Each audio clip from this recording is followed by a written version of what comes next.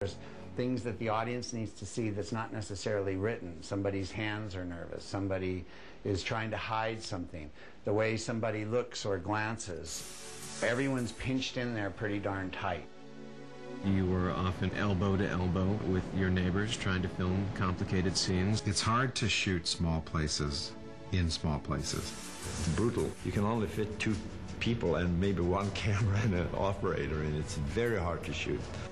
To get a light into somebody's eyes is almost a geometric problem where something would fit along with the cameras and the people and the sound man and the boom. We've built a cell with removable walls. When we need to get a certain camera angle, we can take 1 wall or 2 walls out and be able to shoot around. If you have to shoot this way, they'll move a wall and you'll shoot this in one direction, and then they'll have to shoot in the other direction, so they have to put the wall back in that they were just shooting through.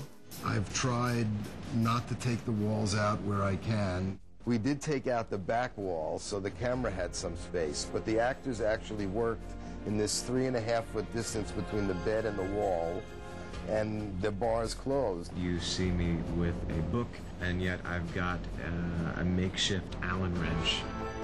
Open on 40! He hears that they're opening his cell. We do a light cue, which basically blasts, several lights around the prison, but one in particular that hits the wall in his cell, so that at the moment of almost being caught, there's a visual jarring moment as well. Schofield! I chose to take the liberty and make the light in his cell very moody. We've kept shots tight and confined by virtue of the size of these cells. Close it up on 40!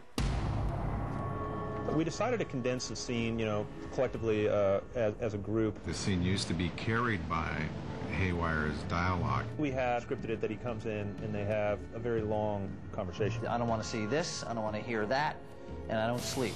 At this point in the series, we'll have already encountered a number of players in the prison. Heard you were D.B. Cooper.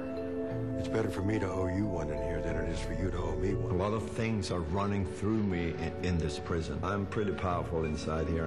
They come at me, John. I'm coming after you. I doubt it.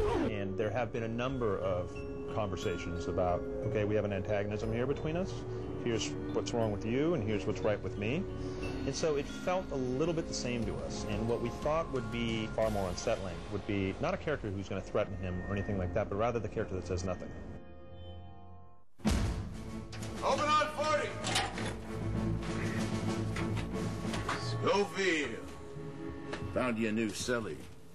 As luck would have it, I found him in a psych ward. He was the only guy with an empty tray, so... Psych ward? You got a problem with that? Because if you do, please, feel free to drop it in my suggestion box here. Well, I'm proud of the way it looks, I don't feel like I've compromised what I would be doing in a feature film. Hey, Wire, get in here. Each scene to me is like a story. Every scene sort of has a beginning, a middle, and an end. And there's all sorts of good stuff that happens in there, and how much you're allowed to tap and the details is sort of the beauty of this show. Close it up on 40! It has the potential of becoming something special. It's really an integral scene to the whole piece.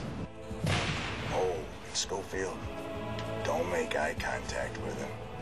Hopefully you'll get a taste of the tension and the danger that I think will define this series.